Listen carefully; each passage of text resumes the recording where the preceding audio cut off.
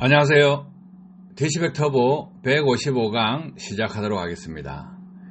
연료절감기가 없다고 생각하시면 이 시간을 통해서 생각을 고쳐보시기 바랍니다. 세상 사람들은 연료절감기 없다고 생각합니다.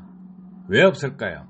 자동차 메이커 연구진들이 계속 연구해서 개발해 왔기 때문에 틈새 기술이 없다고 생각합니다. 그런데요, 틈새 기술은 무궁무진합니다. 엔진 자체적으로 개선할 수 있는 방법도 있고 또 운전 조건에서도 개선할 수 있는 부분이 있습니다. 엔진 자체적으로 연료를 절감하겠다 하면 연소 효율을 높이는 것입니다. 연소 효율을 높이기 위해서는 연료와 공기에 대해서 기술 개발 방향을 아셔야 된다는 거예요. 신기술은 반드시 나오게 되어 있습니다. 자동차 역사 165년 동안 수많은 엔지니어들이 개발해 왔기 때문에 틈새 기술이 없다고 포기했기 때문에 몰랐던 것입니다. 엔진 내부에서 부작용을 일으키고 있는 미완성된 기술은 무엇이냐, 이 부분을 찾아내야 된다는 거예요. 그래서 연료절감기가 없다고 생각하시면 연료와 공기 기술 개발 방향 한번 보시기 바랍니다. 연료를 먼저 한번 보시겠습니다. 연료 보시면 과거에 카브레터 엔진이 나왔죠. 그 뒤에 전자제어식이라고 해서 MPI 엔진이 나왔습니다. 또 그 뒤에 GDI 엔진이 나왔어요. 디젤 엔진에서는 플런저식 펌프 엔진이 나왔고 EUI 엔진이 나왔고 CRDI 엔진이 나왔습니다. 큰 맥에서 보면 연료 입자를 더욱 밀입화시켜서 분사하는 기술입니다. 고압으로 분사할 수 있는 조건을 만든다는 거죠. 자, 연료는 이렇게 기술이 개발되고 있어요. 그럼 공기는 자연흡기 엔진 지금까지 나오고 있죠. 그런데 자연흡기 엔진에서 터보차저 엔진으로 바뀌었죠. 가솔린 차량, LPG 차량, 디젤 차량 모두 다 터보차저 엔진으로 바뀌고 있습니다. 트윈 터보도 있고 직렬, 다단 터보도 있습니다. 터보차저는 어떤 역할을 하는 것이냐? 가압 성능을 높이는 것입니다. 엔진 흡입구로 흡입되는 공기를 더 가압시켜서 공기 중에 포함된 산소량 높여주는 것입니다. 자, 그러면 또 공기가 사이클이 있습니다. 오토 사이클, 애킨슨 사이클, 밀러 사이클이 있습니다. 이것은 또 열 효율을 높이기 위해서 이런 기술들이 발전해 왔습니다. 과거에 카브레터 엔진을 쓰고 있다 그러면 연료절감기 없다고 했으면 MPI 나왔을 때 연료절감기가 나왔잖아요. 그럼 MPI 엔진을 쓰고 있을 때 GDI 엔진이 나오면 연료절감기가 있었잖아요. 플런지식 펌프를 사용하는 기계식 엔진에서 유니트 인젝터 방식으로 바뀌었을 때 연료절감기가 있었잖아요.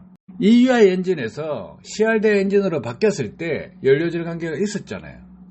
그러면 새로운 기술이 나오면 연료절감기가 있다고 되는 것입니다. 자연흡기 엔진에서 터보차저 엔진으로 바뀌었다. 그러면 자연흡기 엔진에 있을 때 터보차저 엔진으로 바뀌었다 그러면 과거에는 연료절감기가 없다고 생각했을 것인데 새로운 기술이 나왔기 때문에 이것을 연료절감기라고 하지 않았을 뿐이라는 거예요. 그래서 새로운 기술이 나오려 그러면 조건이 있습니다. 출력이 향상돼야 돼요. 연비가 향상돼야 돼요. 매연이 줄어들어야 됩니다. 이 세 가지는 연소 효율을 높이면 되는 것입니다. 실제 주행에서 연료 분사량이 최대치와 연료 차단까지 이 폭에서 변동을 하기 때문에 공기량을 가압시켜주는 이 조건을 어떤 에너지로 만들 것이냐 이거예요. 낭비되는 에너지로 해야 됩니다.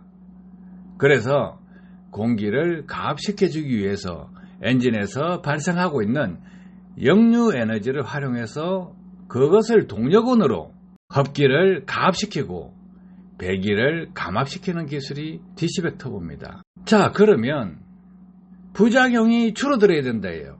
부작용이 어떻게 줄어드느냐, 이것을 한번 봅시다. 흡기 쪽에 디시백 터보를 장착해 두면 터보 파손율이 줄어듭니다. 압축 시작 행정에서 역류가 생기고 배기 말행정에 역류가 생기고 EGR 밸브를 통해서 흡기 쪽으로 역류가 생깁니다. 엔진 흡입구 쪽으로 역류가 나온다는 거예요. 그래서 터보차저가 부착된 엔진에서 이 역류를 잡아내지 못하면 터보 수명이 현격하게 줄어듭니다. 그러면 터보 수명을 늘리려고 그러면 역류 충격파를 억제해 줘야 됩니다. 그래서 레조네이터가 장착대가 있는데 레조네이터 구조를 보면 역류 충격파를 억제할 수 있는 구조가 아니에요. 그런데 디시백 터보는 역류 충격파를 억제해서 터보 임펠러에 충격을 주지 않게끔 설계되어 있습니다. 그러면 엔진 수명을 연장시킨다 이거예요. 터보차저가 어떤 에너지를 가지고 회전시켜서 흡입 공기를 빨아들이느냐, 배기가스가 매니폴드를 통해서 나갈 때 그 배기가스 속도를 활용해서 터빈을 돌리는 것입니다. 그러면 터빈을 더 잘 돌리기 위해서는 배기관에 배압을 줄여줘야 됩니다. 배기관에 배압이 딱 걸려있는 상태에서는 터보차저 회전 속도가 현격하게 줄어들어 버려요. 그래서 배기관에 배압을 줄여주면 터보차저 터빈 회전수가 늘어나고 터보차저 임펠러가 회전수가 늘어남으로 해서 흡입 공기를 더 빨아당길 수 있다 이거예요. 그래서 디시백 터보는 배기관의 배압을 감소시킵니다.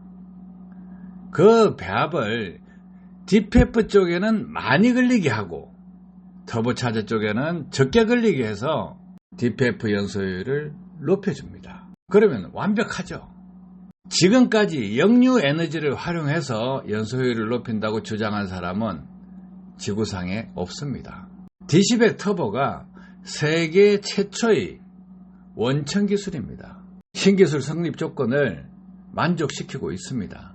그래서 연료절감기가 없다고 생각하시면 공부해라는 것입니다.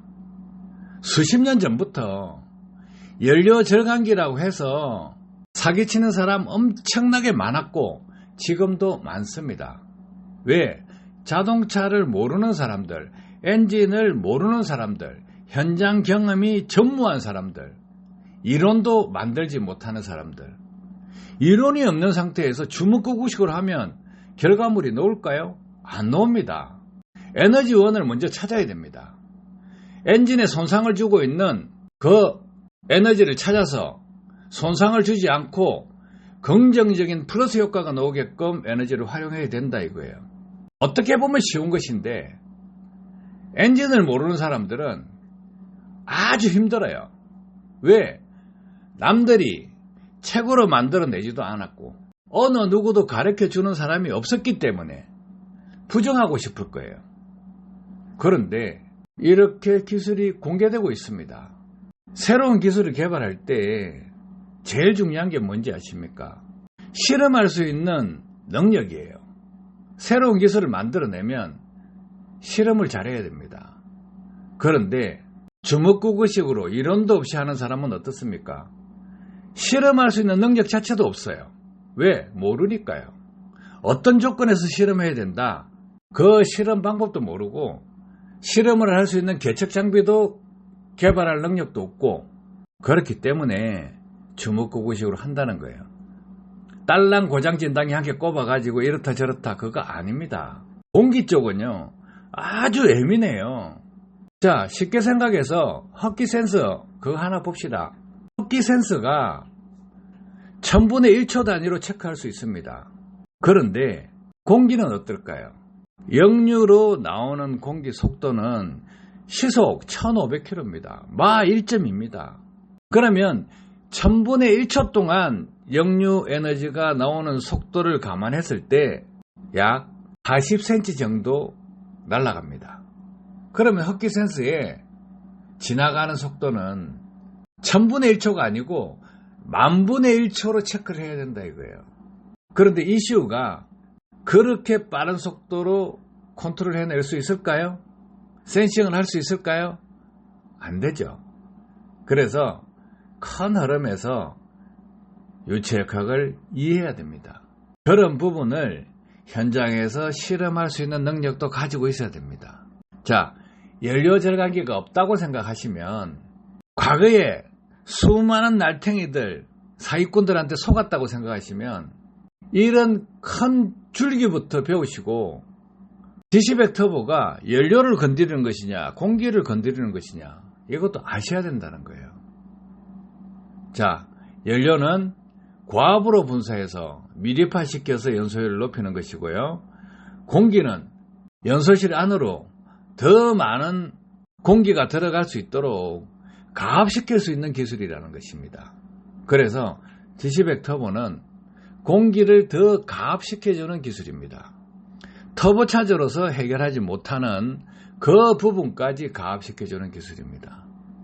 연료 분사량이 많아서 배기가스가 많이 나올 때 이때 터빈에 부하가 걸리지 않게끔 더 회전을 잘하게끔 감압을 시켜주는 기술도 들어가 있다 해요. 아셨죠? 그래서 세상 사람들이 연료 절감기가 없다고 할 때 DC100은 신기술을 개발해서 공개를 하고 있습니다. 과거에 수많은 사람들이 연비운전이라 하면 급출발, 급가속, 급감속, 급제동 하지 마라, 정속주행해라. 거기에 대해서 제가 주장한 사람입니다. 연료 소모 주체인 엔진을 기준으로 이론도 만들고 변속비에 관한 것도 이론을 만들고 어떻게 운전하면 좋다.